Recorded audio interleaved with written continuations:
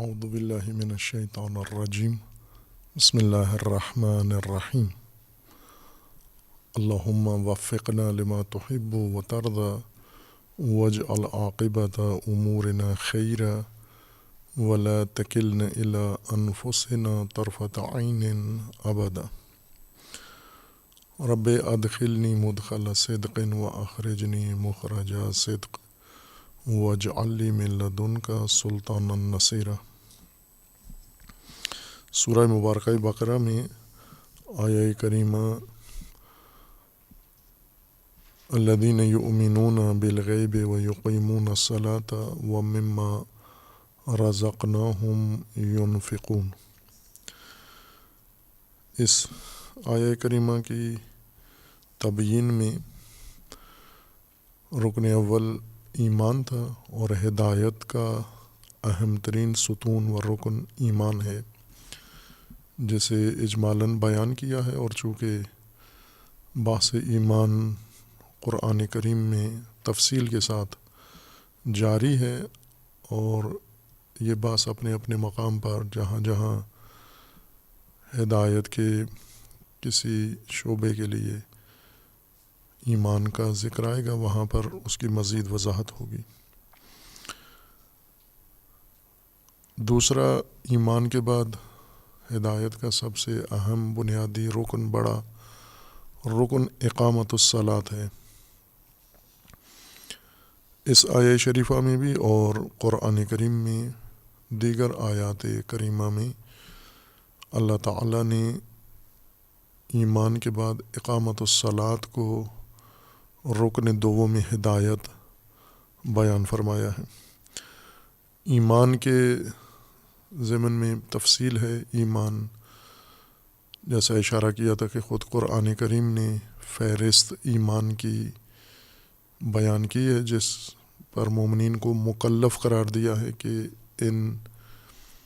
حقائق کو انسان امن کے لیے سہارا لے، بھروسہ کرے، اعتماد کرے، اور اپنی زندگی کو اور زندگی کے مختلف پہلوؤں کو ان امور سے، متعلقہ امور سے امنیت فراہم کرے، حیات دنیاوی میں اور حیات اخروی میں۔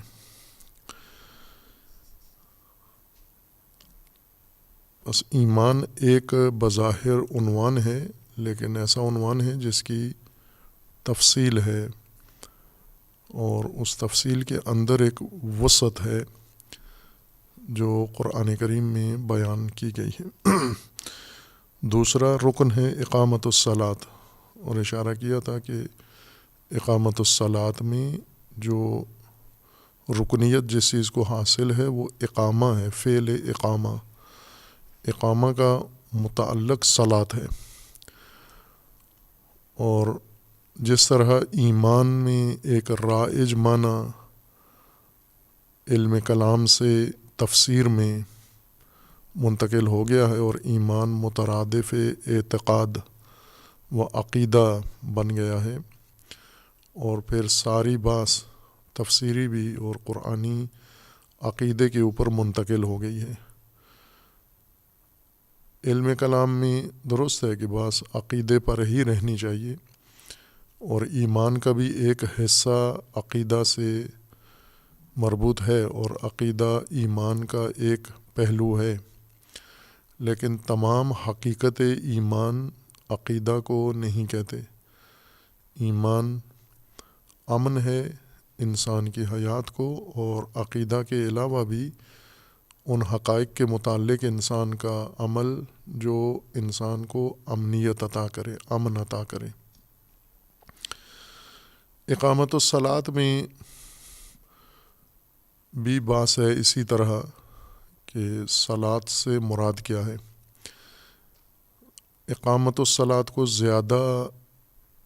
بحث اس موضوع سے نہیں کی گئی، زیادہ نہیں کھولا گیا، لیکن صلاۃ کے متعلق مفسرین نے بحث کی ہے، مفصل بحث کی ہے، اور شدید الجھی ہوئی بحث ہے صلاۃ کے متعلق۔ اور جیسا کہ اشارہ کیا تھا کہ تبیین قرآن کریم اور معارف قرآن، اصطلاحات قرآن، مفردات قرآن کریم کا طریقہ یہ ہے کہ سب سے پہلے ان کی لفظی معرفت حاصل کی جائے، اور جب لفظی معرفت تحقیق کے ساتھ حاصل ہو جائے اس بنیاد پر معنی ان الفاظ کا اور اصطلاحات کا معین و مشخص کیا جائے، معنی لغوی اعتبار سے بھی اور معنی جو مراد ہے جس کے لیے یہ الفاظ مقرر کیے گئے ہیں، اور قرآن کریم میں جو معنی مد نظر ہے۔ اور تیسرا حصہ اس تبیین کا وہ مصادیق ہیں، چونکہ بیشتر مواقع پر مصادیق معانی سمجھے گئے ہیں، جس وجہ سے معانی فراموش ہو گئے ہیں، پس پش چلے گئے ہیں، اور معانی کی نسبت غفلت ہے، اور الفاظ کو مصادیق کے ساتھ مختص اور منحصر قرار دیا گیا ہے۔ اور یہ بات صلاۃ کے بارے میں زیادہ پیچیدہ ہو گئی ہے، شاید ہی کوئی اور اصطلاح قرآن کریم کی مفسرین کے لیے اتنی پیچیدہ ہو گئی ہو جتنی لفظ صلاۃ اور معنی صلاۃ ہے۔ مصداق اس کا معلوم ہے، معین ہے کہ صلاۃ جس کو ہم ترجمہ کر کے نماز کہتے ہیں، یعنی مخصوص ایک عبادت معینہ مقررہ جو انسان جس کے اذکار، جس کے حرکات اور جس کے اعمال مشخص ہیں، اور جو روزانہ 5 وقت انسان کے لیے لازم قرار دی گئی ہے مومنین کے لیے، یہ مصداق نماز مسلم ہے کہ اسی کو معنی نماز اسی پر منطبق ہے۔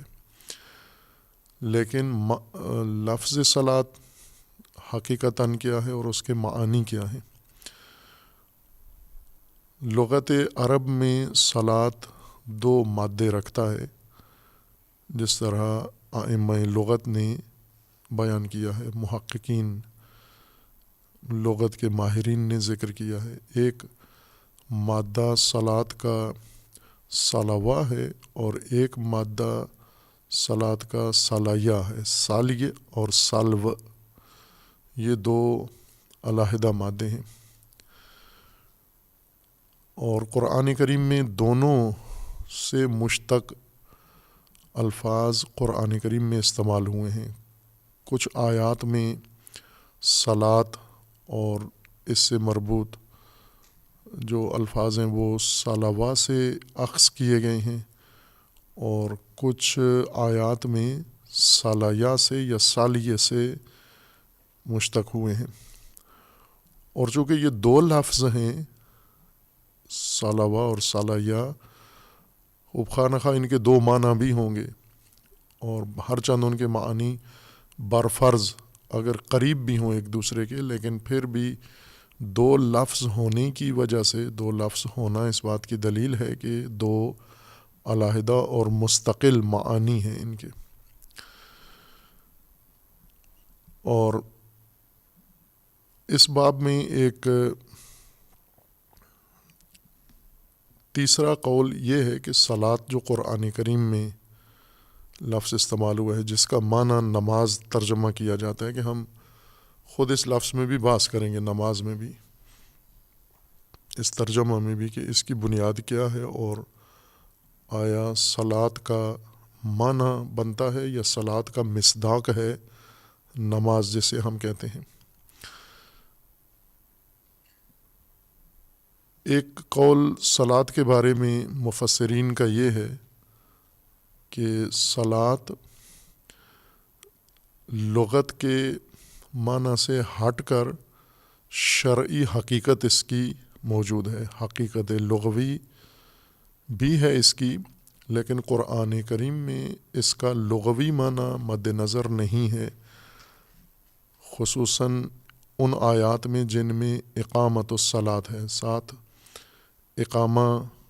کا بھی اس کے ساتھ لاحقہ موجود ہے کہ صلاۃ کو قائم کرنا ہے۔ ایسی آیات میں جن میں اقامت الصلاۃ ہے یا الصلاۃ ہے، یہ لفظ نہ صلوہ کے لغوی معنی سے لیا گیا ہے اور نہ صلاحیہ کے لغوی معنی سے لیا گیا ہے۔ ان کا جو معنی بھی ہے وہ اپنی جگہ قائم ہے لغت میں، لیکن قرآن میں ہم وہ مراد نہیں لیں گے جو لغت نے بیان کیا ہے، چونکہ قرآن نے یہ لفظ فقط لغت سے لیا ہے، معنی اس کا اپنا ہے، لغوی معنی نہیں ہے۔ اور یہ بات ہے قرآن کریم کی تفسیر میں اور نصوص دینیہ کی تفسیر میں کہ جو الفاظ قرآن کریم میں یا نصوص دینیہ میں استعمال کیے گئے ہیں یہ انہی لغوی معانی میں استعمال کیے گئے ہیں یا یہ صرف الفاظ اور تلفظ لغت سے لیا گیا ہے، معانی ان کے علیحدہ سے ہیں، شرعی معانی ہیں۔ عرب ان معانی میں استعمال نہیں کرتے تھے، فقط شریعت میں، قرآن میں، وحی میں ان معانی میں ان الفاظ کو استعمال کیا گیا ہے۔ اس کی مثال صلاۃ دی گئی ہے کہ صلاۃ، لفظ صلاۃ حقیقت شرعیہ رکھتا ہے۔ حقیقت شرعیہ سے مراد یہ ہے کہ یہ 2 دفعہ وضع ہوا ہے، 2 دفعہ مقرر ہوا ہے لفظ صلاۃ۔ ایک دفعہ اہل لغت نے اس کو معانی کے لیے مختص کیا ہے اور ایک دفعہ شارع مقدس نے اس لفظ کو دوبارہ وضع کیا ہے۔ اور یہ ہوتا ہے جیسے ہم نام رکھتے ہیں، مختلف افراد بچے پیدا ہوتے ہیں، ان کے نام تجویز کرتے ہیں ہم، تو وہ ایک لفظ بار بار وضع کیا جاتا ہے، بار بار رکھا جاتا ہے۔ مثلا علی نام ہے اور ہزاروں، لاکھوں، کروڑوں دفعہ یہ نام وضع ہو چکا ہے، اور ہر وضع میں اور ہر تقرر میں علیحدہ معنی کے لیے، علیحدہ فرد کے لیے اس کو مقرر کیا گیا ہے۔ لہٰذا اگر علی کئی دفعہ وضع ہوا ہے اپنے معانی کے لیے، مصادیق کے لیے، تو ہم حوالہ نہیں دے سکتے پچھلی کسی وضع کا، بلکہ یہ دیکھیں گے کہ یہ لفظ علی جو بولا گیا ہے یہ کس معنی کے لیے وضع شدہ علی ہے۔ دوسرے یہی لفظ جو پچھلے کسی معنی کے لیے وضع ہوا تھا، وہاں سے ہم دلیل نہیں لائیں گے، قرینہ نہیں لائیں گے ہم۔ صلاۃ کے بارے میں اس قسم کے مشابہ بات کی گئی ہے کہ یہ حقیقت شرعیہ ہے اس کی، یعنی یہی عمل عبادی جس کو نماز کہتے ہیں، جو تکبیرہ اور تسلیم کے درمیان حرکات و اذکار کا نام ہے، رکوع سجود پر مشتمل ہے۔ لغت میں اس کو صلاۃ نہیں کہا گیا، شریعت میں اس کو صلاۃ کہا گیا ہے، اور شریعت میں یہ مراد ہے، یہی عمل عبادی، اس کے لیے لفظ مقرر کیا گیا ہے، وضع کیا گیا ہے باقاعدہ شارع مقدس کی جانب سے۔ خوب یہ دعویٰ کیا گیا ہے، لیکن ہر دعوے کو دلیل کی ضرورت ہے، اس پر دلیل کوئی قائم نہیں ہے، کوئی ایسی دلیل محکم مستحکم کسی بھی طور کی اس پر موجود نہیں ہے۔ عموماً جو لغت میں دلیل کے طور پر استعمال کی جاتی ہیں ادلہ لغت، ان میں سے کوئی دلیل اس پر قائم نہیں ہے، بلکہ بعض ائمہ لغت نے اس کا انکار کیا ہے کہ ایسے نہیں ہے، یہ 2 دفعہ وضع نہیں ہوا، حقیقت شرعیہ نہیں رکھتا، وہی حقیقت لغویہ ہی رکھتا ہے۔ اور شریعت مقدسہ میں، قرآن کریم میں، منشور ہدایت قرآن کریم میں اسے جس معنی میں استعمال کیا گیا ہے وہی لغوی معنی میں استعمال کیا گیا ہے۔ البتہ یہ آپ کہہ سکتے ہیں کہ اس کا مصداق شرعی ہے، معنی لغوی ہے، لیکن یہ عمل عبادی، یہ مصداق ہے معنی کا، یہ البتہ شرعی ہے، یہ حقیقت شرعیہ ہے، لیکن وضع کے لحاظ سے یہ کاملاً یہ معنی لغوی حقیقت ہی رکھتا ہے۔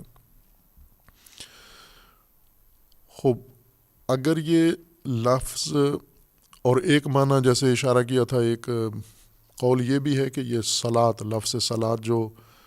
نماز کے معنی میں ترجمہ کیا جاتا ہے، یا اس آیہ کریمہ میں اقیم الصلاۃ میں صلاۃ مد نظر ہے، یہ سرے سے عربی لفظ نہیں ہے، یہ غیر عربی ہے، عجمی لفظ ہے، عبری یا سریانی زبان کا لفظ ہے، اور ان زبانوں میں بھی اسی تلفظ کے ساتھ ہے یا ملتے جلتے تلفظ کے ساتھ ہے اور اسی معنی میں استعمال ہوا ہے. عبادت کے معنی میں ہی لفظ صلاح یا صلو یا صلی استعمال ہوا ہے اور وہیں سے عربی میں یہ داخل ہو گیا اور عربی میں بھی وہی مراد اس سے لی گئی ہے جس کا ترجمہ نماز کیا جاتا ہے. مجموعی طور پر اگر ہم دیکھیں تو لغوی لحاظ سے اس کے بارے میں 4 قول ہیں اور ہر قول کے قائلین بھی ہیں اور اسی وجہ سے اشارہ کیا تھا کہ تفسیر لفظ صلاۃ قرآن کریم میں زیادہ الجھا ہوا مطلب ہے تفاسیر میں مفسرین کے پاس. در عین حال کے معنی بالکل واضح ہے سب کے نزدیک، یعنی اس سے مراد اقامت الصلاۃ سے یہی عمل عبادی ہے، اس میں تردید نہیں ہے. لیکن اس عمل عبادی کو صلاۃ کیوں کہا گیا ہے، کس وجہ سے کہا گیا ہے، کس خصوصیت کی وجہ سے کہا گیا ہے، کس معنی کہ کون سا معنی اس عمل کے اندر موجود ہے جس کی وجہ سے اس کو کوئی اور نام نہیں دیا گیا، صلاۃ اس کو کہا گیا ہے. یہ بات الجھی ہوئی ہے. کثرت سے اقوال ہیں اور اکثر تفاسیر میں فقط نقل اقوال ہیں، ان اقوال میں سے کسی کی تائید نہیں ہے، یا اگر کسی قول کو ترجیح دی بھی گئی ہے تو ذوقی ادلہ سے اور شواہد سے اس کو ترجیح دی گئی ہے جو لغت کے مبانی ہیں اس کے مطابق نہیں ہوا. یہ غور طلب ہے یہ بات اقامت الصلاۃ، چونکہ ایمان کے بعد دین کا اہم ترین رکن اقامت الصلاۃ ہے اور اس کا مبہم رہنا اس کا معنی مبہم رہنا یہ ہدایت میں مخل ہے، ہدایت کے راستے کو تبدیل کر سکتا ہے. یعنی صراط مستقیم جو مشتمل ہے، صراط مستقیم کا ایک اہم حصہ اقامت الصلاۃ ہے. اگر ہم اس کے معنی کو ہی نہ تشخیص دے سکے، سمجھ سکے، تو ظاہر ہے پھر وہ صراط مستقیم ہمیں میسر نہیں ہوگا. اقوال پیش کیے تھے کہ صلوا اگر ہے تو اس کا معنی اہل لغت نے ذکر کیا ہے کہ ایک معنی اس کا گھوڑے کی پشت کا درمیانی حصہ سالو کہلاتا ہے اور عرب اس کی اہمیت کی بنیاد پر اس لفظ کو کثرت سے استعمال کرتے ہیں اس معنی میں کہ ایک تو اس کی نسل کی تشخیص میں اس گھوڑے کی اور اس کی صحت و تندرستی اس نقطے کی نشاندہی ہوتی ہے. یعنی صحت مند گھوڑا وہی ہوتا ہے جس کے پشت کے کوہلے سڈول ہوں اور اس طرح سے ورزیدہ ہوں. یعنی نہ بعض اوقات ہوتا ہے جانور کے اوپر چربی چڑھی ہوتی ہے، یہ جانور دوڑنے کے یا کسی کام کے لیے نہیں ہوتے، صرف نمائش کے لیے ہوتے ہیں. جیسے قربانی کے جانور ہیں، انہیں چونکہ ذبح کرنے کے لیے پالا جاتا ہے اور کوشش یہ کی جاتی ہے کہ ان کا وزن زیادہ ہو، ان پر چربی زیادہ ہو، ان کا گوشت زیادہ ہو تاکہ ان کو پیسے زیادہ ملے مالک کو. یہ جانور عملی نہیں ہوتے، کسی عمل کے لیے نہیں ہوتے، یہ چلنے سے بھی عاجز اور قاصر ہوتے ہیں. اور جو جانوروں کے گوشت کے علاوہ جو فوائد ہیں ان کے لیے ناموزوں جانور ہیں. گھوڑے بالخصوص، چونکہ گھوڑا تو کھانے کے لیے بھی نہیں ہے، گھوڑا انسان کے لیے بہت سارے فوائد رکھتا ہے علاوہ اپنے خلقت کے اس ہدف یا مقصد کے علاوہ انسان کے لیے بہت مفید جانور ہے. اور عرب تہذیب میں وہاں کی جغرافیہ اور وہاں کی ثقافت کے لحاظ سے یہ ان کی زندگی میں ایک محوری حیثیت رکھتا ہے. اس لیے گھوڑوں کے متعلق ان کی جو توجہ تھی، اہتمام تھا، وہ باقی حیوانات کی نسبت زیادہ تھا. ان کے شعروں میں، ادبیات میں، ان کی تاریخ میں، ان کی تہذیب میں گھوڑے کا ایک بہت ہی اہم، شاید اتنا انسانوں کا نہیں ہے مقام ان کے ہاں. انسان شناسی اس عرب کلچر میں اتنی گہری، دقیق، وسیع نہیں ہے جتنی گھوڑے کے متعلق ان کی شناخت ہے، اور اس لیے یہ لفظ ان کے استعمالات میں زیادہ آتا تھا، سلو، سلوان، سلوین یا مسلی، چونکہ گھوڑوں کی ریس میں، گھوڑوں کی دوڑ میں اور گھوڑوں کے اس حرکات میں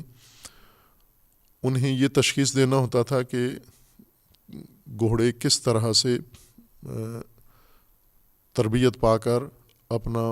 مالک کا یا انسان کا مطلوبہ ہدف انسان کو فراہم کرتے ہیں۔ اس میں ریس اگر ہو، مقابلے کی دوڑ ہو، تو اس میں تو سبقت، پہلے نمبر پر آنا زیادہ اہمیت رکھتا ہے کہ کون سا گھوڑا زیادہ تیز رفتار ہے، کون سا گھوڑا دوسروں سے زیادہ چابک ہے اور فاصلے سے آگے بڑھ جاتا ہے۔ یہ ریس کے گھوڑوں کا معیار ہوتا ہے۔ لیکن گھوڑا چونکہ سدھایا جاتا ہے، تربیت کیا جاتا ہے اور مختلف مقاصد کے لیے کیا جاتا ہے، اس کی تربیت میں ایک اہم حصہ گھوڑے کا اپنے ہدف میں، اپنی راہ پر جانا، یہ بہت اہم ہوتا ہے، چونکہ باقی جانوروں کی نسبت گھوڑا جلدی سیکھ لیتا ہے، اور اس کے لیے گھوڑے کی تربیت، یا اونٹوں میں بھی ہے، ان کی تربیت میں یہ ہے کہ یہ آگے اگر ایک گھوڑا دوڑ رہا ہے یا جا رہا ہے تو باقی گھوڑوں نے سب نے اس کے اگلے گھوڑے کو، یا جو بھی چیز آگے جا رہی ہے، اس کو انہوں نے اس کے پیچھے جانا ہے، اس کی اتباع کرنی ہے، اس کے ساتھ جوڑ کے جانا ہے، اور جدھر وہ جائے گا ادھر پچھلے گھوڑے نے بھی جانا ہے، فاصلے کے بغیر اگلے گھوڑے کے ساتھ انہوں نے جانا ہے، چونکہ رہنما اگلا گھوڑا ہے یا ان کا جو قیادت کر رہا ہے وہ اگلا گھوڑا ہے، وہ بے شک امیر کا گھوڑا ہو، خصوصاً جنگوں کے اندر کہ کس جگہ جانا ہے، کس ہدف میں جانا ہے،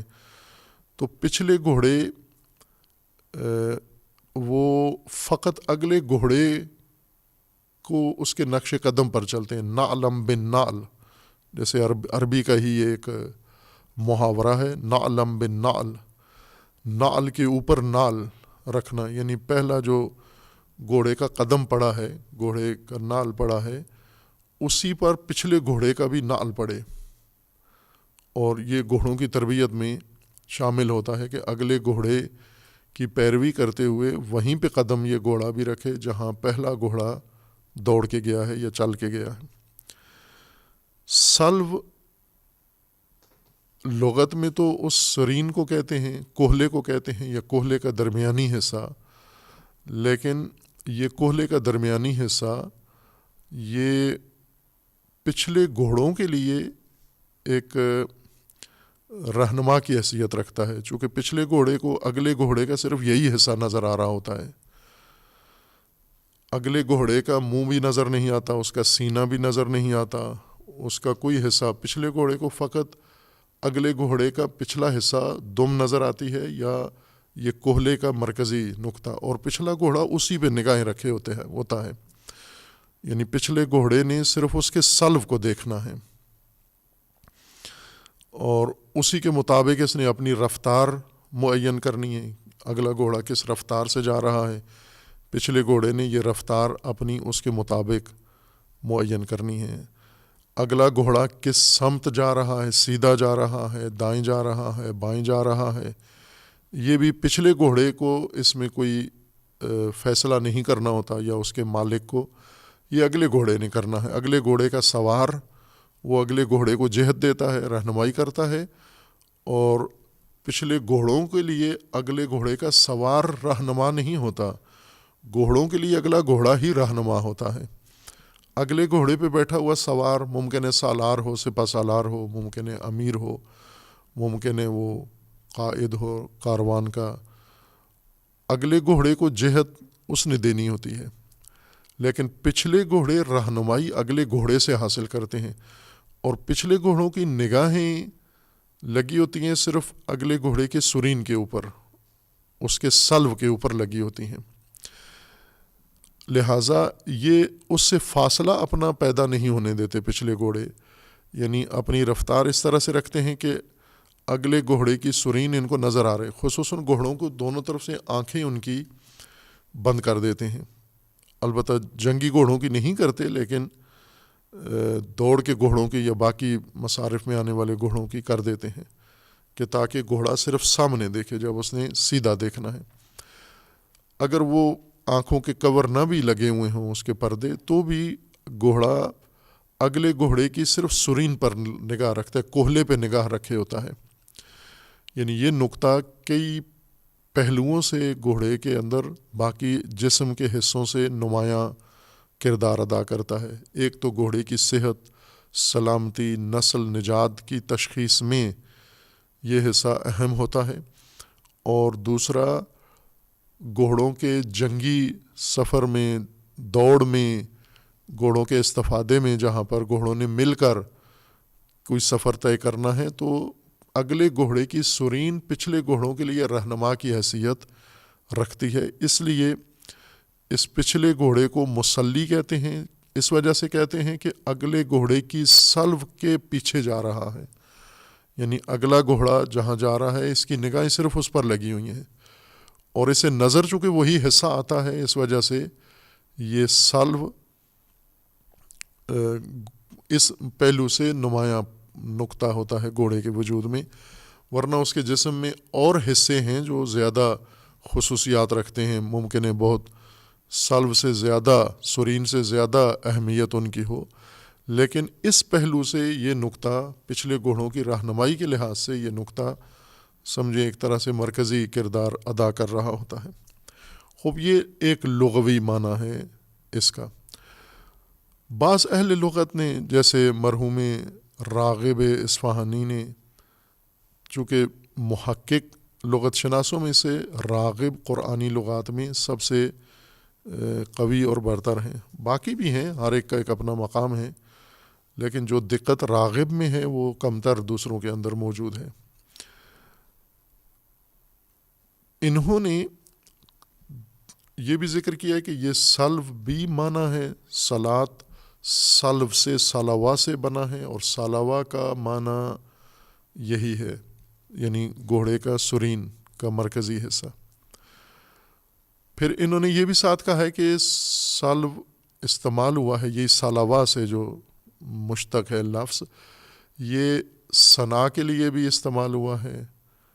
اور تعریف کے لیے بھی استعمال ہوا ہے، تبریک کے لیے بھی استعمال ہوا ہے، تمجید کے لیے بھی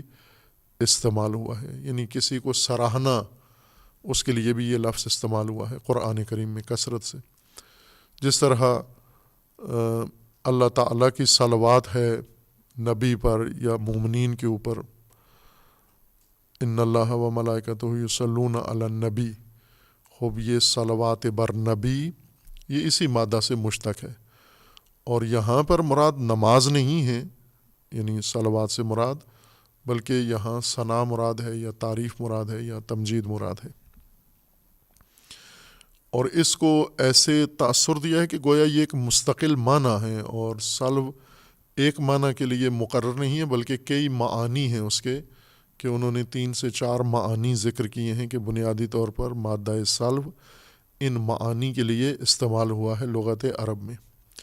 لیکن آیا یہ مستقل وضع ہے،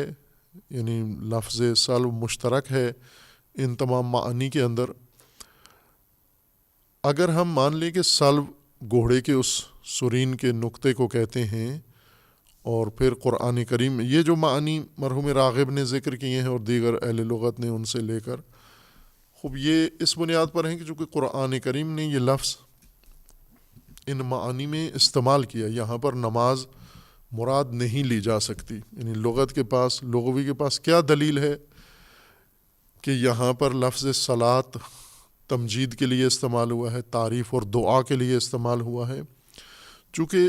وہ جو اصل لغوی معنی ہے وہ یہاں مراد نہیں لیا جا سکتا، یا نماز یہاں مراد نہیں لی جا سکتی. صلوات اللہ بر نبی یا صلوات ملائکہ بر نبی، خوب یہ دعا ہی معنی بنتا ہے، باقی کوئی اور معنی یہاں نہیں بنتا. خوب یہ دلیل نہیں بن سکتی یہ چیز کہ اگر کسی جگہ پر جو معنی لغت میں ہے وہ استعمال میں نہیں مراد لیا جا سکتا، تو آپ فوراً جو معنی وہاں قرینہ معین کر رہا ہے کہ اس معنی میں استعمال ہو، اسی کو آپ اس کا معنی قرار دیں۔ وہ ممکن ہے کہ یہ جو دعا ہے، تعریف ہے، ثنا ہے، مجد ہے، تمجید ہے، یہ اسی لغوی معنی کے لوازمات میں سے ہو، اور قرائن سے لگتا ہے کہ ایسے ہی ہے۔ مثلاً عرب جب گھوڑوں کی تعریف کرتے ہیں کہ اسی گھوڑوں کے دوڑ میں خصوصاً اور گھوڑوں کی تربیت میں، گھوڑوں کے سدائے ہوئے مرحلے کی تشخیص میں کہ یہ گھوڑا کتنا سیکھا ہے، یہ تو اس کو اسی نقطے سے تعریف بھی کرتے تھے۔ یعنی اصل میں یہ تسلیہ گھوڑے کا، یعنی اگلے گھوڑے کے سلب میں دوڑنا، یہ ان کی تعریف کا بھی نقطہ تھا۔ اسی بنیاد پر گھوڑے کو سراہتے بھی تھے، اس کی نسل کی تشخیص دیتے تھے اور اس کی تعریفیں بھی کرتے تھے۔ یعنی تعریف کی بنیاد یوں نہیں کہ تعریف خود مستقل معنی ہے یا دعا مستقل معنی ہے،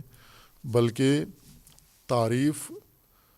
کی بنیاد بھی وہی معنی ہے جو لغت میں جس کے لیے یہ لفظ مقرر ہوا ہے، اس کے لوازمات میں سے ہے۔ کہ اگر ایک نقطہ ہے جو عربوں کے نزدیک یا عربی تہذیب کے اندر مورد توجہ ہے، اس کی اہمیت ہے،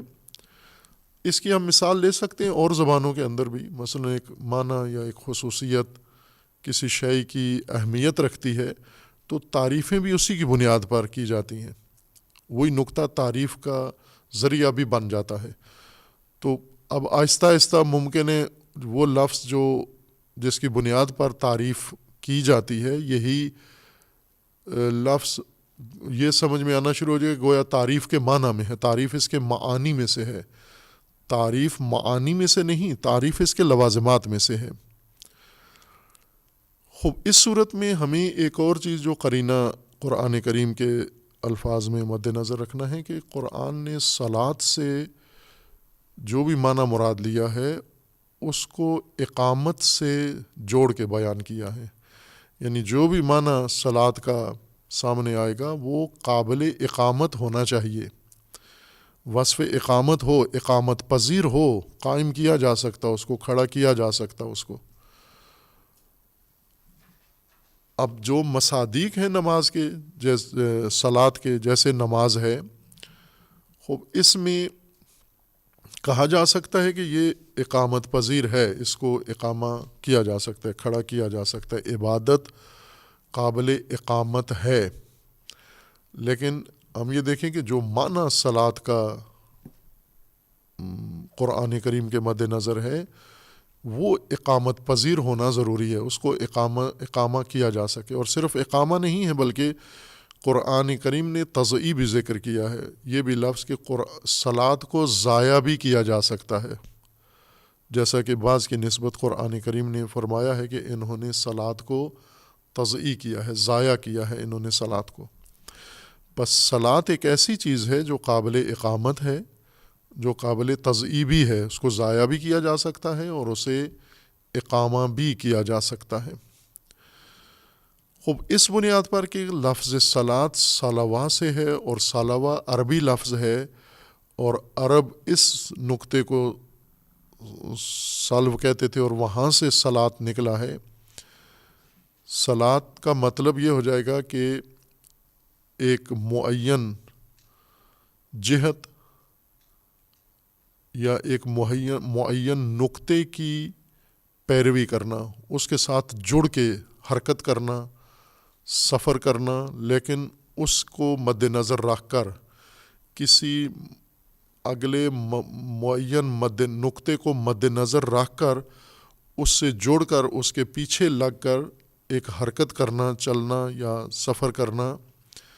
یہ اصل معنی ہو جائے گا اس بنیاد پر صلاۃ کا۔ اگر ہم صلاۃ کو صلوہ سے مشتق قرار دیں اور صلوہ کو صلو کو بھی عربی لفظ مانیں اور اس کا بنیادی معنی یہی قرار دیں جو اہل لغت نے ذکر کیا ہے، یعنی گھوڑے کے سرین کا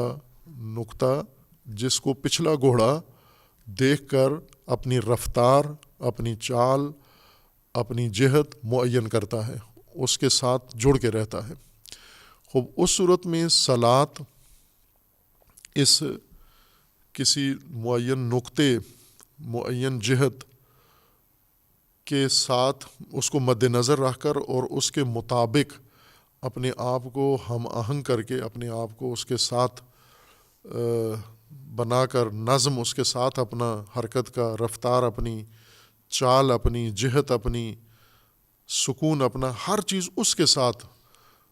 معین کر کے چلنا، یہ صلاۃ کہلاتا ہے۔ جیسے ہم ٹائم کے بارے میں کہتے ہیں نا کہ مثلا ہر انسان کے پاس گھڑی ہے، اس کے موبائل میں گھڑی ہے یا اس کے بازو میں گھڑی ہے، گھروں میں گھڑیاں ہیں۔ ان گھڑیوں کے اوقات ہیں جو ہم ایک مرکزی پیمانے کے ساتھ ملا کر گھڑیوں کو تنظیم کرتے ہیں۔ ایک ملکی سٹینڈرڈ ٹائم ہوتا ہے، یا ایک پوری زمین کا ایک سٹینڈرڈ ٹائم ہے، ایک مرکزی نقطہ گرینوچ رکھا گیا ہے، اور اس کے تناسب سے اوقات بندی کی جاتی ہے، اور سارے ملک، باقی ساری دنیا اس کے ساتھ اپنی گھڑیوں کو یا اوقات کو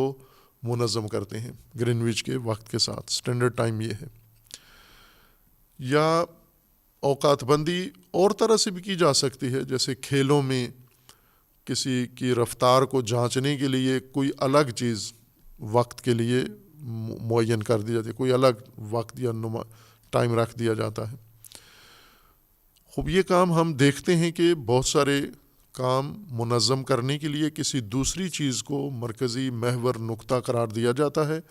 اور اس کے حرکت، اس کی سکون، اس کے جہت، اس کے چال، اس کے انداز پچھلوں کے لیے ایک محوریت کا درجہ حاصل کر لیتے ہیں۔ اس کو صلاۃ کہیں گے، یعنی پیروی اس طرح کی کہ آگے کوئی معین جہت والی شے ہو، معین نظام والی چیز ہو، اس کی حرکات و سکنات موزوں ہوں، اور پچھلے اس کے ساتھ اپنے آپ کو منظم کرے۔ اس کو یہ معنی ہو جائے گا صلاۃ کا اس قول کی بنیاد پر۔ اور اگر ہم یہ کہیں کہ صلاۃ عربی لفظ ہی نہیں ہے، بلکہ یہ تو سریانی لفظ ہے، عبری لفظ ہے، غیر عربی زبانوں سے عربی کے اندر آیا ہے، تو اس صورت میں اس کا معنی وہی ہوگا جو ان زبانوں کے اندر مراد لیا گیا تھا۔ اور وہ بھی قرآن کریم نے ذکر کیا ہے کہ صلاۃ مختص نہیں ہے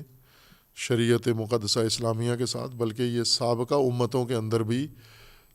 رائج عمل تھا، اور سابقہ انبیاء بھی صلوات کے پابند تھے، صلاۃ کے، اور اپنی امتوں کو بھی پابند کرتے تھے۔ اس صورت میں جس معنی میں وہ استعمال کرتے تھے صلاۃ کو، اسی میں قرآن نے بھی صلاۃ کو استعمال کیا ہے، کہ یہ اگر عربی لفظ نہ مانیں اس کو ہم۔ خوب اس کے لیے بھی دلیل کی ضرورت ہے۔ قول تو موجود ہے اہل لغت کا کہ یہ سرے سے عربی لفظ نہیں ہے، دلیل کے طور پر آیات ہی کو پیش کیا ہے، چونکہ ان آیات میں سابقہ اقوام اور انبیاء کے لیے بھی صلاۃ کا لفظ استعمال ہوا ہے۔ خوب کئی جگہوں پر قرآن کریم نے سابقہ انبیاء کی طرف نسبت دی ہے صلاۃ اور صلوات کی۔ جیسے حضرت شعیب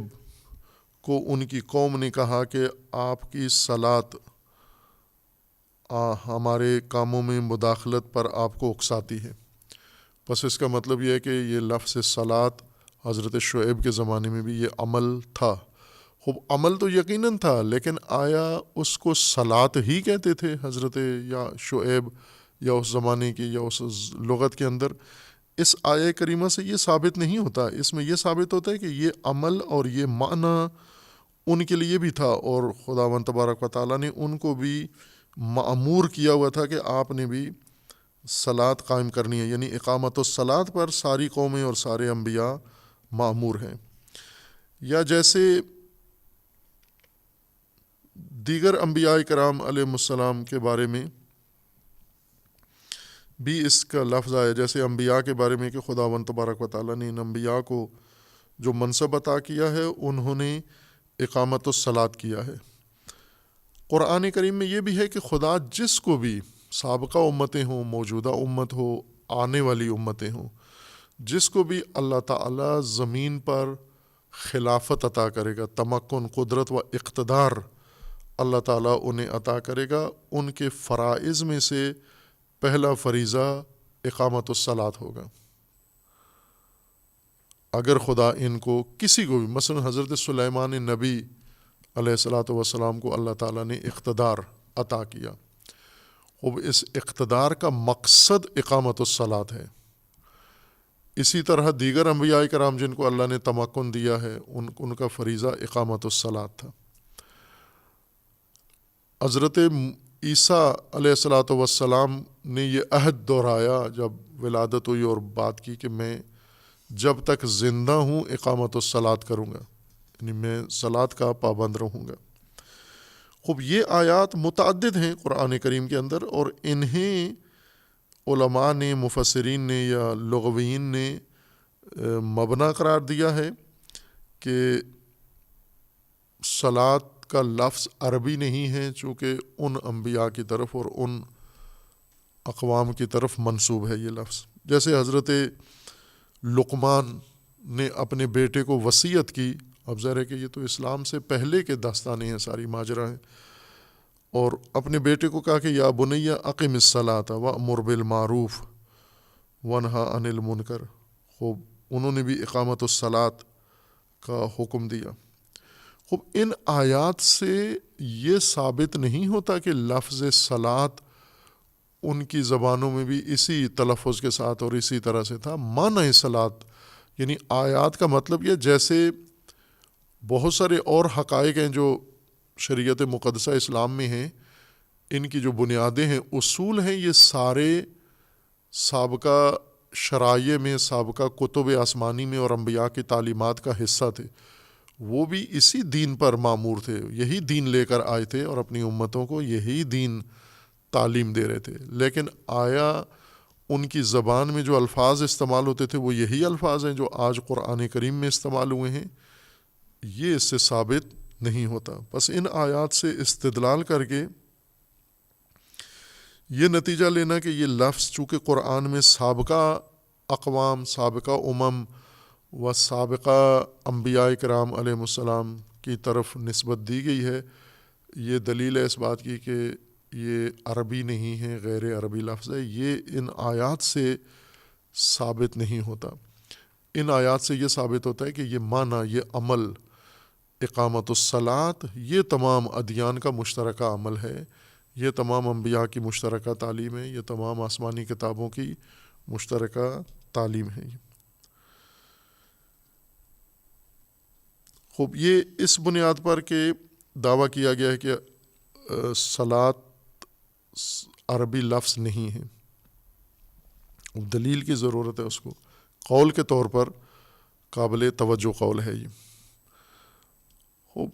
ایک قول یہ ہے کہ صلاۃ سالیہ سے مشتق ہے، سالیہ سے، اور قرآن کریم میں اس مادہ سے مشتق الفاظ بھی کثرت سے استعمال ہوئے ہیں۔ خوب سالیہ کا مطلب ہوتا ہے گرم کرنا، آگ بھڑکانا، یا بھڑکی ہوئی آگ میں کسی چیز کو بھوننا، جس طرح گوشت کو بھونا جاتا ہے، کباب آگ کے اوپر رکھ کر اس کباب کو، گوشت کو بھونا جاتا ہے، اس کو بھی سالیہ کہتے ہیں۔ لہٰذا جہنم میں ڈالنے اور جہنم کی آگ میں لوگوں کو ڈالنے کے لیے بھی یہی لفظ سالیہ استعمال ہوا ہے۔ اور صلاۃ کو بھی اسی سے بعضوں نے یہ احتمال دیا ہے کہ لفظ صلاۃ بھی اسی سالیہ سے ہی یا سالیہ سے ہی بنا ہے، سلو سے نہیں ہے، سالیہ سے ہے۔ خوب اس صورت میں توجیہ کرنا پڑے گی کہ یہ اقامت الصلاۃ اگر معنی، بنیادی لغوی معنی آگ دکھانا، آگ میں ڈالنا، آگ میں بھوننا، یہ اگر معنی مراد ہے تو پھر خصوصاً یہ عمل عبادی جس کو صلاۃ کہا گیا ہے، اس میں وہ معنی کس طرح سے ہم لحاظ کریں گے؟ تکلفاتی وجوہات بیان کی گئی ہیں، ذکر کی گئی ہیں ادلہ، لیکن ذوقی اور تکلفاتی ہیں، دلیل نہیں ان کو کہہ سکتے ہم۔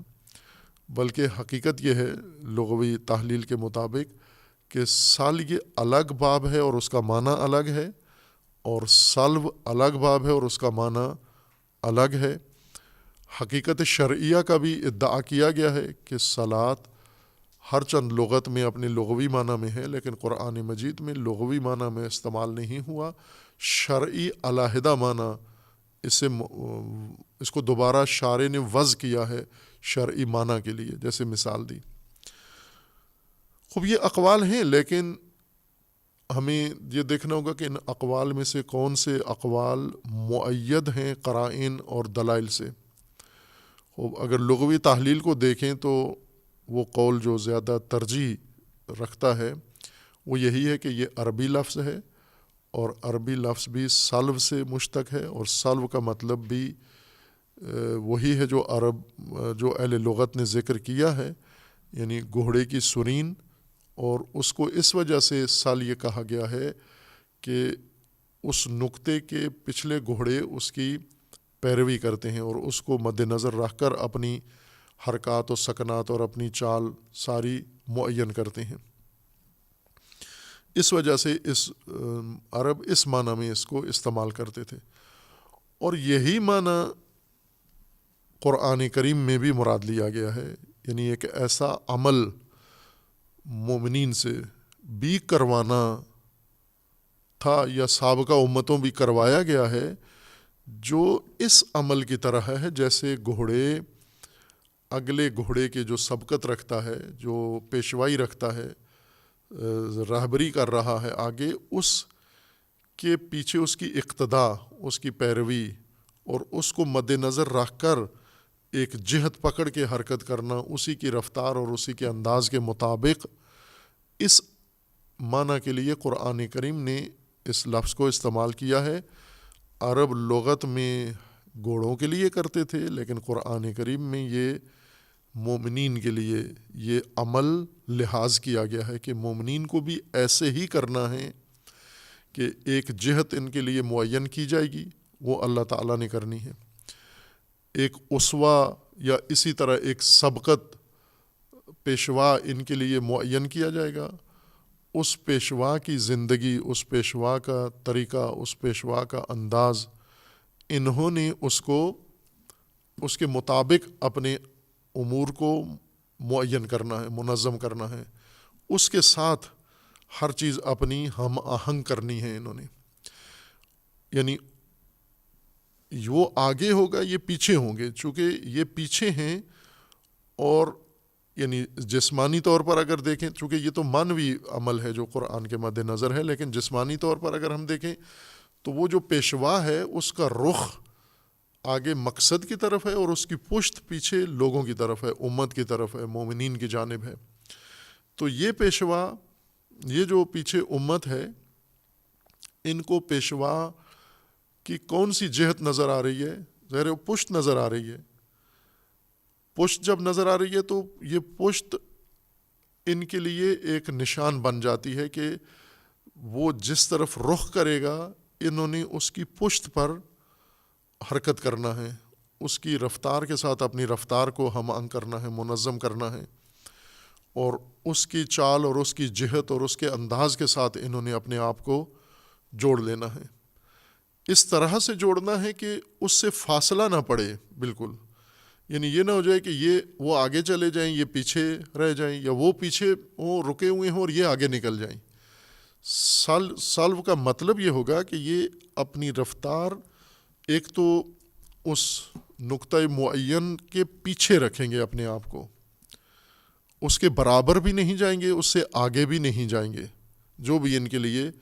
معین کیا جائے گا نقطہ، یہ اس نقطے کے پیچھے جائیں گے۔ خوب ہدایت کے ساتھ یہ نہایت سازگار معنی بن جاتا ہے، چونکہ ہدایت بھی اسی کو کہتے ہیں۔ ہدایت وہ امور روشن، بین، واضح، نمایاں اور سامنے، نگاہوں کے سامنے، جو کسی دوسری چیز کی نشاندہی کر رہے ہوں ہمیں، یعنی جو مقصد کی نشاندہی کریں، ہادیہ اسی کو کہتے ہیں، وہ روشن امور جو کسی دوسری چیز کی ہمیں رہنمائی کریں، یعنی مقصد زندگی اور راہ جو اللہ تعالیٰ نے راستہ مقرر کیا ہے اس راستے کو نمایاں کریں ہمارے لیے. ان امور کو ہادیہ کہا جاتا ہے. قرآن کریم کا یہ فرمان ہے کہ ذالک الکتاب لا ریب فیہ ھدی للمتقین،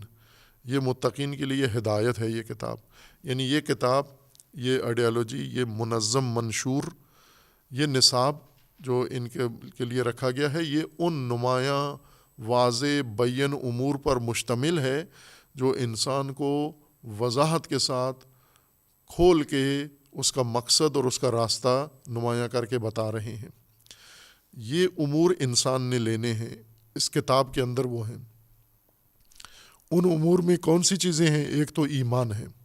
ایک تو انسان نے اس سے ہدایت کے طور پر اس کتاب کے اندر جو رہنمائی موجود ہے وہ ایمان ہے. یعنی پہلا قدم و پہلا اقدام مومنین کا ایمان ہے کہ ایمان عمل ہے. ایمان جس طرح علم کلام نے بیان کیا کہ ایک ذہنی عقیدہ یا تصور ہے نا، قرآنی تفسیر کے مطابق ایمان بھی عمل ہے، سنخ عمل میں سے ہے. معرفت عقیدہ اس کے لوازمات میں سے ہے یا اس کے بعض مراحل میں شامل ہے، لیکن بنیادی طور پر خود ایمان امن فراہم کرنے سے ہے. امنیت فراہم کرنا یہ پہلا قدم ہے، اور امنیت کے لیے جو اللہ تعالیٰ نے رہنمائی کی ہے ہدایت کے یہ حقائق ہیں جن سے تعلق سے انسان کو امنیت ملے گی. یعنی کتاب قرآن سے انسان کو امنیت ملے گی، نبوت سے انسان کو امنیت ملے گی، توحید سے انسان کو امنیت ملے گی، ملائکہ سے انسان کو امنیت ملے گی، اور معاد سے قیامت کے تعلق سے انسان کو امنیت ملے گی. پھر ان سب کی تفاصیل ہیں آگے، ان کے ذیلی شعبے ہیں یا ذیلی ان کی تعلیمات ہیں، جزیات ہیں ان کی، وہ سب امنیت انسان کے لیے، امن انسان کے لیے وہ ضروری ہیں، نمایاں. پس وہ بھی ہدایت ہیں سب. اور دوسرا، اب امنیت کے بعد آ جاتا ہے اقامت الصلاۃ، صلاۃ قائم کرنا ہے انسان نے. جیسا اشارہ کیا تھا کہ صلاۃ کا معنی و مفہوم معین کرنا، اور یہ اس کے اندر رکھنا کہ یہ قائم کرنے والی چیز ہو، اقامت پذیر ہو، وہ شے کھڑی کی جا سکتی ہو، نہ کہ اس کو آپ تبرکاً اقامہ کا نام خود دے دیں لیکن وہ اقامت پذیر نہ ہو. جیسے ایک دری بچھی ہوئی ہے زمین کے اوپر، آپ کہیں کہ ٹھیک ہے دری قائم ہے، مثلا دری کو اقامت کریں. آپ دری بچھی ہوئی ہے، وہ قائم نہیں ہو سکتی، کھڑی نہیں ہو سکتی. یا نیچے کوئی شے پڑی ہوئی ہے زمین کے اوپر بچھی ہوئی ہے تو وہ قائم نہیں ہے، کھڑی نہیں کی جا سکتی، اقامت پذیر نہیں ہے ہر چیز. کچھ چیزیں ہیں جن کی ساخت، جن کی ترکیب، جن کی بنیاد اس طرح سے ہے کہ وہ اقامت پذیر ہیں. خوب صلاۃ اس تحلیل کے مطابق ایک معنی ہے جو اقامت پذیر ہے. صلاۃ کا مطلب یعنی ایک ایسا عمل، ایسا نظام جو کے اندر ایک نقطہ معین آگے مشخص ہے، جو جہت بھی معین کر رہا ہے، رفتار بھی معین کر رہا ہے، انداز بھی معین کر رہا ہے. یعنی پیچھے آنے والوں کے لیے ہر چیز زندگی کی نمایاں کر کے ان کو بتا رہا ہے. انہوں نے اس پیروی کو، اس نظام کو، یعنی اس نقطے کو مد نظر رکھ کر اپنی زندگی کے نظام کو تشکیل دینا، یہ اقامت پذیر ہے، یہ قائم کیا جا سکتا ہے یہ نظام. مثلا یہ کہا جا سکتا ہے کہ کوئی کامیاب انسان، آج بھی بچوں کو رہنمائی کی جاتی ہے بعض کامیاب انسانوں کی زندگی، کہ اس کو مد نظر رکھ کر آپ اپنے لیے کوئی نظام بنائیں، آپ اپنے نظام کو قائم کریں، کھڑا کریں، اس شخص کو مد نظر رکھ کر، اس اسوہ کو مد نظر رکھ کر. خوب یہ اقامت پذیر چیز ہے، اس کو قائم کیا جا سکتا ہے. خوب یہ معنی ہے صلاۃ کا. خوب اس معنی کو عملی شکل دینے کے لیے اب آتے ہیں اس کے مصداق کی طرف، کہ یہ پیروی صلاۃ کی صورت میں، اقامت الصلاۃ کی صورت میں، یہ پیروی اس کے لیے ایک مسلسل تمرین یا مشق کی ضرورت ہے. یعنی یہ عمل پوری زندگی کے لیے ہے.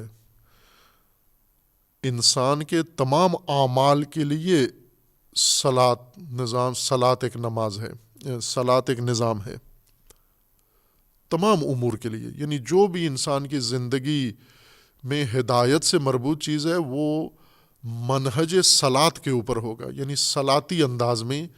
انسان نے اس کو انجام دینا ہے. صلاۃ کیا ہے؟ صلاۃ ہے ایک مقررہ، یعنی معنی کے لحاظ سے صلاۃ ہے ایک جہت، ایک نقطہ معین کر کے اس معین نقطے کے مطابق اپنی زندگی کے تمام امور کو منظم کرنا،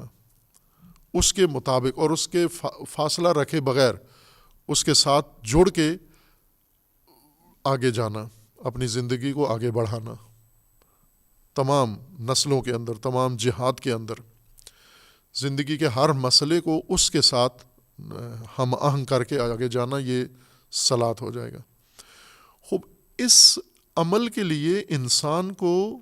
باقاعدہ مشق کی ضرورت ہے، چونکہ یہ تجربے میں نہیں تھا، خصوصاً عربوں کے تجربے میں، قبائلی نظام کے تجربے میں، کہ ایک مرکزی نظام ہو، اس مرکزی نظام میں ہر چیز معین ہو، اور بعد میں آنے والے یا اس وقت جو موجود ہیں تمام قبائل، مختلف قبائل جو مختلف عادتیں رکھتے ہیں، مختلف طور طریقے رکھتے ہیں، مختلف رسم و رواج رکھتے ہیں، اور مختلف نظریے رکھتے ہیں، ذہنیتیں رکھتے ہیں، ہر چیز، ہر ایک نے اپنے لیے ایک الگ قبلہ بنایا ہوا ہے. ان سب کو اس جاہلیت سے، اس گمراہی سے نکال کر ایک مرکزیت پہ لانا اور ان کو یکساں طور پر ایک ہی نظام کے ساتھ، ایک ہی ہدف کے پیچھے لگانا، ایک ہی راہ پر ان کو گامزن کرنا. یعنی صلاۃ، یہ جو زندگی کے لیے صلاۃ ایک نظام کے طور پر انہوں نے رکھنا ہے، اس کو ضروری تھی کہ یہ اناڑی، یہ قبائلی، ان کو تمرین کروائی جائے، مشق کروائی جائے اس کام کی. خوب، اس مشق کے لیے باقاعدہ طور پر روزانہ کی بنیاد پر ایک صلاۃ کو عبادت کے طور پر مقرر کیا گیا ہے، جس میں یہ ساری چیزیں لحاظ کی گئی ہیں. صلاۃ کا سارا معنی اس عمل عبادی کے اندر ملحوظ رکھ کر اس عمل عبادی کو اس طرح سے بنایا گیا ہے، ترتیب دیا گیا ہے کہ جو بھی یہ عمل عبادی انجام دے گا، اس کے نتیجے کے طور پر اس کو حاصل کیا ہوگا؟ اس کے اندر ایک مرکزیت کا تصور پیدا ہوگا، دوسروں کے ساتھ ہم آہنگ ہو کر ایک مقصد کے پیچھے جانا. نہ کہ جتنے انسان ہیں اتنے مقاصد اور اتنے راستے ہوں، جتنے قبیلے ہیں اتنے مقاصد اور اتنے راستے ہوں. نہ، دین ایک، ہدف ایک، راستہ ایک، کتاب ایک، منشور ایک.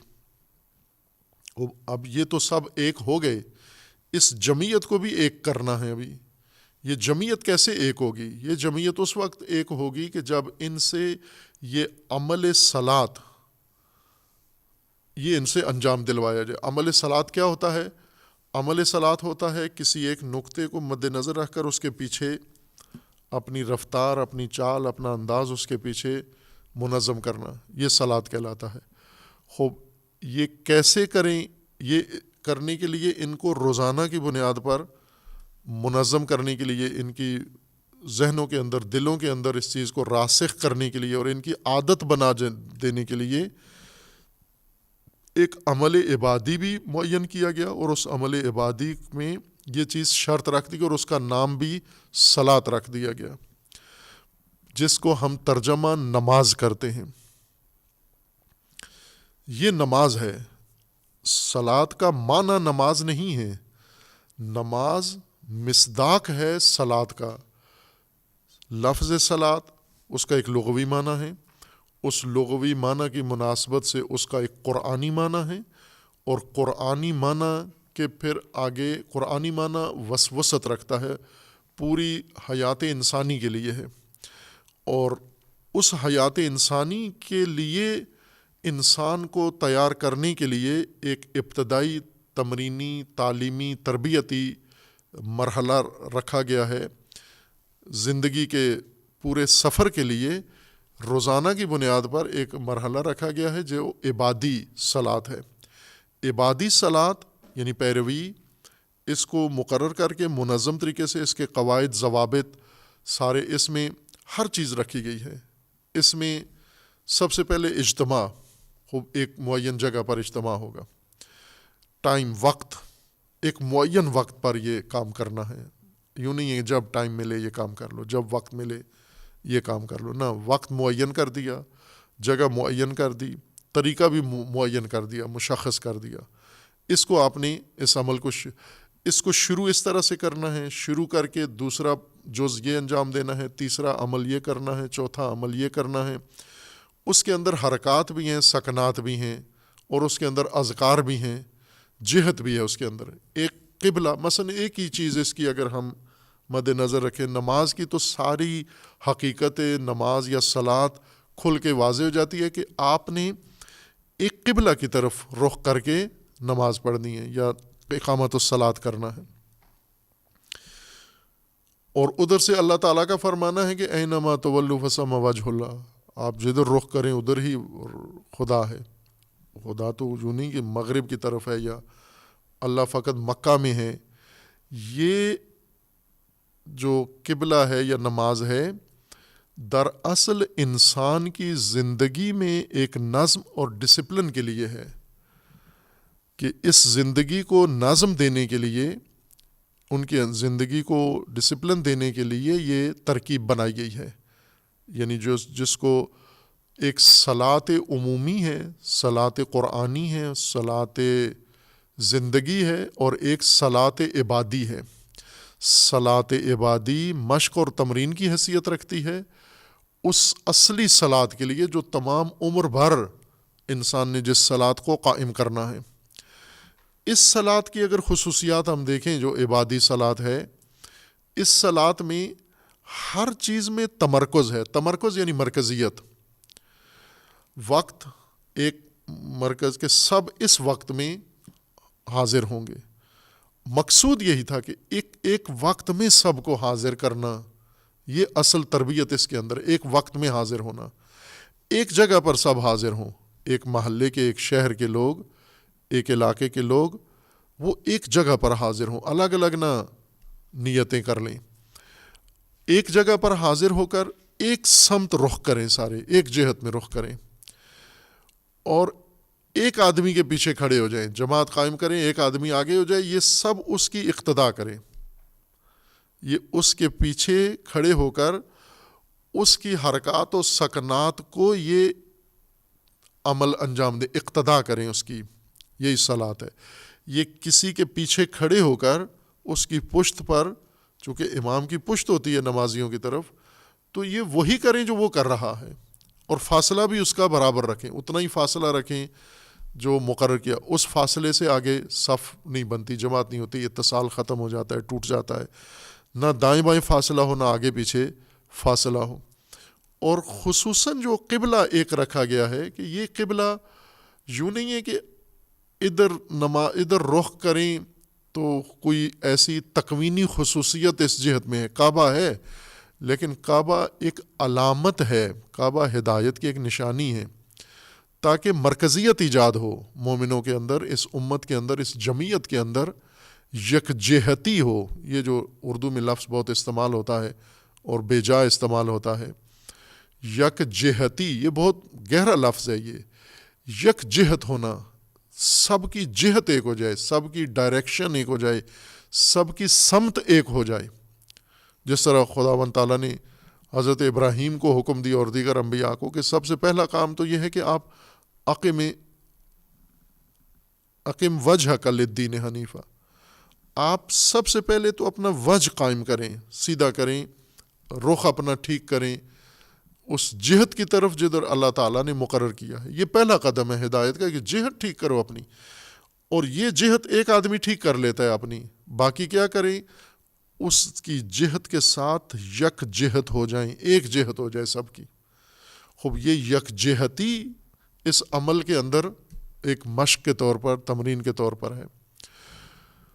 ہر چند اس کے اندر معنویت کا پہلو ہے، اس کے اندر تعبد کا پہلو ہے، اطاعت و بندگی ہے، وہ بھی اس کا اہم پہلو ہے. لیکن جو اس کا ظاہری ڈھانچہ ہے، ساخت ہے نماز کی، یعنی اس عبادی عمل کی، صلاۃ جس کو کہتے ہیں اور اس کو نماز ترجمہ کرتے ہیں ہم، اس کے اندر اس کا اصل معنی بطور اتم لحاظ کیا گیا ہے. اور ظاہر ہے کہ جب انسان دن میں چند دفعہ اس چیز کی کرتا ہے، تمرین کرتا ہے، مشق کرتا ہے، تو آہستہ آہستہ یہ چیز انسان کے اندر راسخ ہو جاتی ہے. جیسے اسکولوں میں بچوں کو اسمبلی کراتے ہیں صبح، اور اس میں ان کو نظم بتاتے ہیں کہ ان کی ہر چیز، مثلا ان کی یونیفارم ٹھیک ہو،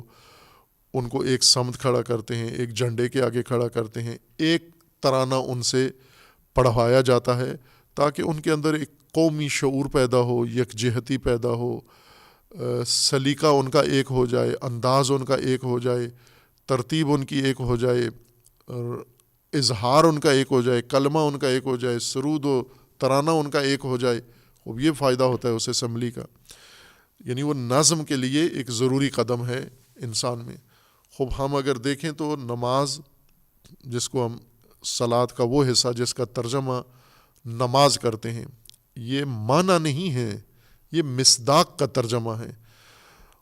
اور اس کو بھی کیوں نماز کہتے ہیں؟ یعنی شاید اتنا موزون لفظ نہیں ہے نماز، حتیٰ اسی عبادی عمل کے لیے ترجمہ اس کا جو رائج ہو چکا ہے، زیادہ موزونیت نماز نہیں ہے، بلکہ زیادہ جو شاید خلل بھی پیدا ہوا ہے، اس ترجمے نے زیادہ خلل پیدا کیا ہے معنی نماز کو سمجھنے میں. اور نماز کا جو فلسفہ ہے اجتماعی و سماجی پہلو، اس سے دور کرنے میں نماز کے ترجمے نے زیادہ کردار ادا کیا ہے. چونکہ نماز جس عمل کو کہا جاتا ہے وہ صلاۃ والی خصوصیات نہیں رکھتا. صرف ایک خصوصیت ہے نماز اور صلاۃ میں، صلاۃ عبادی عمل جو ہم کرتے ہیں جس کو کہتے ہیں، اسی صلاۃ میں، یعنی یہی رکوع و سجود والا جو عمل ہے، قبلہ رخ ہونے والا عمل ہے، جو تکبیرہ سے شروع ہوتا ہے اور تسلیمہ پر جا کر منتہی ہوتا ہے، اس میں، اس صلاۃ میں، عبادی میں اور نماز میں صرف ایک خصوصیت مشترک ہے، ایک وصف کی وجہ سے اس کو نماز کہا جاتا ہے. لیکن صلاۃ کے اندر جو جامعیت ہے، صلاۃ کے اندر جو وسعت ہے، صلاۃ کے اندر جو حکمت ہے، صلاۃ کے اندر جو مقصدیت ہے اور جو ہدف ہے، وہ نماز میں نہیں ہے. اس میں سے صرف ایک خصوصیت ہے کہ جو بعد میں بیان ہوگی جب نماز کی تشریح کریں گے کہ نماز اصل لفظ کہاں سے آیا ہے اور کیسے وارد ہوا ہے دینی اس عمل کے اندر. خوب ہم ابھی صلاۃ کو واضح کر رہے ہیں، لفظ، معنی اور اس کے مصادیق. یہ جو عبادی عمل ہے یہ مصادیق صلاۃ میں سے ہے، یہ معنی نہیں ہے، یہ مصادیق میں سے ہے. اور یہ معنی حتیٰ بصورت عبادی یہ عمل بھی یہ سابقہ امتوں کے اندر، جیسے قرآن کے اندر شواہد ہیں، آیات ہیں، یہ سابقہ امتوں کے اندر بھی تھا. اور یہ دین کا رکن ہے، یہ فقہ کا رکن نہیں ہے، نہ شریعت کا رکن ہے، یہ دین کا رکن ہے اقامت الصلاۃ. چونکہ اقامت الصلاۃ ایمان کے بعد، یعنی ایمان کا مطلب ہوا کہ اعتماد اور امن کے لیے وہ حقائق جن سے انسان کی زندگی نے محفوظ ہونا ہے، ان کو سمجھ لینے کے بعد، ان سے منسلک ہو جانے کے بعد اب کیا کرنا ہے؟ سب سے پہلے اقامت الصلاۃ کرنا ہے. آپ نے پہلا قدم اب اقامت الصلاۃ ہے. اور یہ متقی کر سکتے ہیں، یہ وہی لوگ کر سکتے ہیں اہلیت رکھنے والے،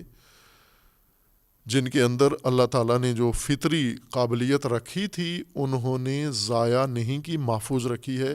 وہی لوگ یہ کام کر سکتے ہیں. نااہل، نالائق، جو کھو چکے ہیں اپنی صلاحیتیں، وہ نہ ان حقائق کے ساتھ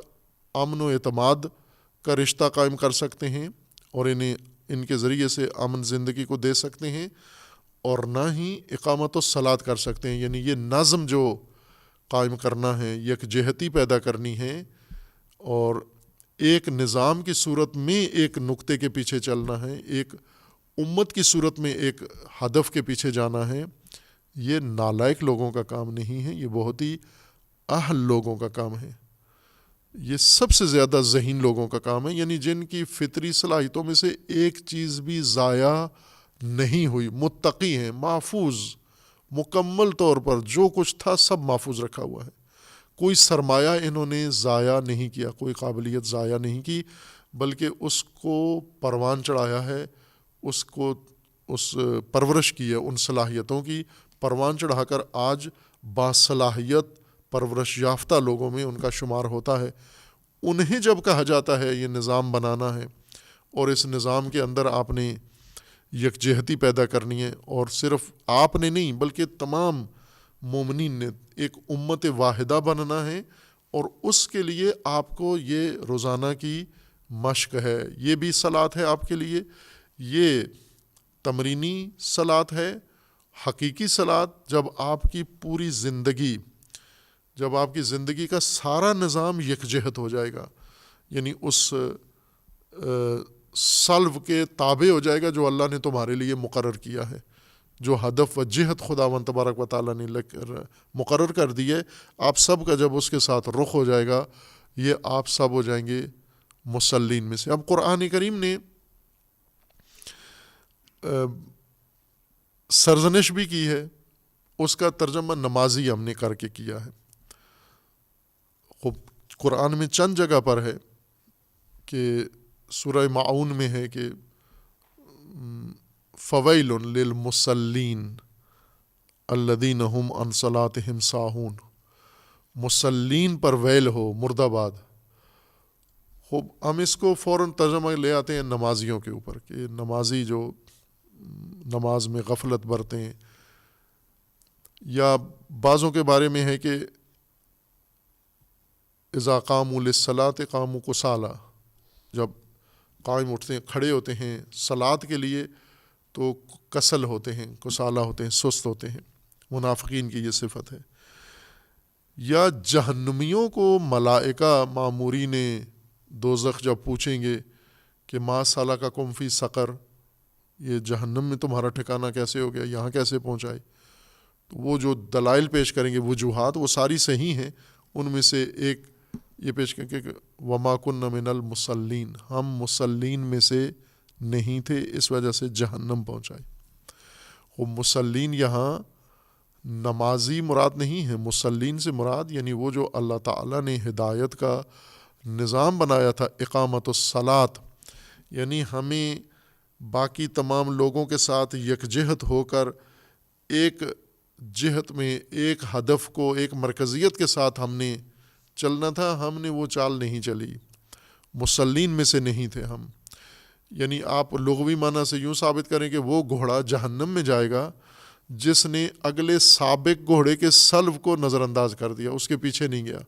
اس کے ساتھ اپنا فاصلہ، اس کے ساتھ اپنی حرکت، اس کے ساتھ اپنا سکون، اس کے ساتھ اپنی رفتار و انداز کو جس نے ہم آہنگ نہیں کیا، یہ مصلین میں سے نہیں تھا یہ گھوڑا۔ مصلی گھوڑا اس کو کہتے ہیں جو سلو سابق کے بالکل ساتھ جڑا ہوا جا رہا ہو، فاصلہ نہ ہو اس کا۔ انسان کون ہے مصلین میں سے جو نہیں ہیں؟ خوب یہ جو اس انداز سے تدین اختیار نہیں کیے ہوئے، یعنی جو تفرقے کی صورت میں ہیں، جو متفرق ہیں، جنہوں نے گروہ بنایا ہوا ہے، جنہوں نے حزب بنا لی ہے، جنہوں نے پارٹی بنا لی ہے، جنہوں نے رخ ہی اپنا الگ کر لیا ہے، جہت ہی اپنی بدل دی ہے، جو اللہ نے ان کے لیے مقرر کی تھی اس کو ہٹا کر اپنے لیے الگ الگ دین، اپنے لیے الگ الگ مذہب، اپنے لیے الگ الگ سلسلہ اور فرقہ بنا لیا ہے، یہ سارے کے سارے مصلین میں سے نہیں ہیں۔ جو مصلین میں سے نہیں ہے تو ظاہر ہے اس کا انجام آگے ذکر کیا ہوا ہے کہ بہشت تو ان لوگوں کا انجام، بہشت ایک انجام کا نام ہے، بہشت ان لوگوں کا انجام ہے جو اس معین جہت، ہدف، رخ پر زندگی گزار رہے ہیں، اس کا انتہا بہشت کہلاتا ہے، نہ کہ جو اس جہت سے بھی ہٹ جائیں، اپنا رخ بھی موڑ لیں، مصلین میں سے بھی نہ ہوں، پھر بھی بہشت کی تمنا رکھیں۔ یعنی ہر کاجرا کے آگے بہشت تو نہیں بنائی جا سکتی، ان کے اختیار میں تو نہیں ہے، ہم جہاں جا رہے ہیں آگے بہشت ہونی چاہیے، آپ جہاں جا رہے ہیں وہاں اس کا اپنا انجام ہوگا اور وہ جہنم ہے۔ اس کے لیے بھی اتفاقاً اسی سلب کا مطلب یہ ہوتا ہے کہ ہدایت کے معین نکات مرکزی ان کی پیروی کرنا۔ سالگ کیا ہے؟ سالگ یہ ہے کہ اگر سالو نہ کیا تو سالگ پر نوبت آ جائے گی۔ اگر سالو نہیں کیا، صلاۃ نہیں اقامہ کی، تو پھر آپ کو سالگ سے پالا پڑے گا۔ سال یعنی پھر آگے جہنم ہے، نار ہے۔ خوب اس کے لیے بھی قرآن کریم نے متعدد آیات کے اندر اس مادہ کو ذکر کیا ہے۔ سارا متعدد آیات ہیں، اس میں رجوع کر سکتے ہیں قرآن کریم کی طرف کے۔ ثم جعلنا له جہنم یصلاها مذموما مدحورا، سورہ اسراء میں ہے۔ فانذرتکم نارا تلظی لا یصلاها الا الاشقى، اشقیاء سارے اس میں سالگ کیے جائیں گے۔ یا اسی طرح انما یاکلون فی بطونہم نارا سیصلون سعیرا جہنم یصلونها وبئس القرار اصلوها اليوم بما کنتم تکفرون، یا خذوہ فغلوہ ثم الجحیم صلوہ، اس کو پکڑو جکڑو اور جہیم میں سل کر دو، سلیہ کر دو اس کو۔ بس سلو وہ مادہ ہے جو نظام زندگی کے لیے اللہ نے دیا ہے۔ سالیہ اس سلو کے ترک کرنے کی صورت میں جو انجام ہے وہ سالیہ ہے، یعنی القاء در جہنم و نار و تباہی۔ خوب دونوں مادے اپنے معنی کے لغوی معنی ہی کے اندر ہیں، اور دونوں عربی لفظ ہیں، دونوں کے اپنے اپنے معنی ہیں، اور دونوں ہی انسان کے لیے قرآن میں اللہ تعالیٰ نے ذکر فرمائے ہیں۔ خوب اب جیسا اشارہ کیا تھا کہ صلاۃ اس ہم آہنگی کو کہتے ہیں جو اللہ نے آپ کے لیے مقرر کر دیا ہے، اس کے ساتھ آپ نے اپنے آپ کو ہم آہنگ رکھنا ہے۔ یہ صلاۃ ہے آپ کی، اس کو اقامہ کرنا ہے۔ اقامت الصلاۃ، یہ ہم آہنگی کا نظام قائم کرنا ہے آپ نے۔ چونکہ قائم نظام ہوگا تو ہر نئی نسل اس کے ساتھ آ کر جڑتی جائے گی۔ اگر یہ قائم نہ ہوا، اپنے اصولوں پر، اپنے پاؤں پر، اپنی بنیادوں پر اس کو کھڑا کرنا ہے، اس پیروی کے اس نظام کو، یعنی اللہ تعالیٰ کی طرف سے مقرر کی گئی ہدایت کی مرکزیت کو پیروی کرنے کا جو نظام ہے اللہ نے مقرر کیا ہے، اس کو آپ نے اقامہ کرنا ہے۔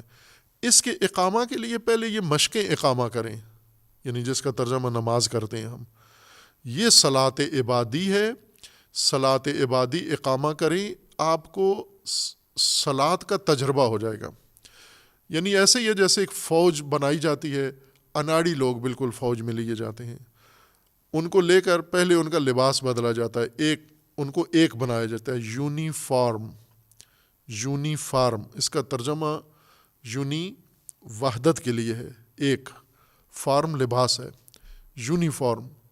ایک لباس ان کا ایک کیا جاتا ہے، جیسے حج پہ کیا جاتا ہے، لباس ایک کیا جاتا ہے۔ چونکہ ایک بنانا ہے نا، جہت ایک کرنی ہے، اس کو سمت دینی ہے، سب کو یکسانیت پیدا کرنی ہے ان کے اندر۔ پھر ان کو جگہ ایک دی جاتی ہے، پھر ان کا ٹائم مقرر کیا جائے، ایک وقت میں سب نے اٹھنا ہے، ایک وقت میں سب نے گراؤنڈ میں آنا ہے، ایک وقت میں سب نے ایکسرسائز کرنی ہے، ایک وقت میں سب نے کلاس اٹینڈ کرنی ہے۔ خوب یہ عمل ان سے کئی مہینے کرایا جاتا ہے، شاید 6 مہینے ان کے تربیتی کورس ہوتا ہے، ریکروٹنگ کا ہوتا ہے۔ پھر اس کے بعد ان کو آزمایا جاتا ہے کہ اس 6 مہینے میں جو ہم نے ان کے اندر یکجہتی، یکسانیت، یک رنگی، یک لباسی اور یک ہدفی پیدا کی تھی، وہ پیدا ہو گئی ہے۔ پھر چیک کر کے اس میں آزمائش کے بعد ان کو آگے باقاعدہ فوج کا حصہ بنا دیتے ہیں کہ اس یکجہتی سے جو تشکیل پائے گی وہ فوج کہلاتی ہے۔ یہی کام ہے نماز، یہ صلاۃ عبادی، یہ اس مرحلے کے لیے کہ جس میں انسان کے اندر یہ ساری یکجہتی، یکسانیت پیدا ہو جاتی ہے، اور اس کو ایک مرکزیت کے اتباع کی اس کے اندر صلاحیت پیدا ہو جاتی ہے، شعور پیدا ہو جاتا ہے۔ پھر اس کے بعد جب یہ آمادہ ہو جاتا ہے، اب یہ اس بڑی یکجہتی، امت کی یکجہتی کے لیے ایک کارآمد انسان بن جاتا ہے۔ پھر اس کے وظائف فرائض اقامت الصلاۃ کے بعد شروع ہو جاتے ہیں کہ اب جب تو اس میں آ گیا ہے، اب تو نے ذمہ داری سنبھالنی ہے، سماجی ذمہ داری، معاشرتی ذمہ داری، انسانی ذمہ داری، تعلیمی، تربیتی، ہر قسم کی ذمہ داریاں اس کے دوش پر آ جاتی ہیں۔ یہ خوب اس کو اقامت الصلاۃ کو تھوڑی وضاحت کی ضرورت ہے جو بعد میں ذکر کریں گے۔ صلی اللہ علیہ محمد۔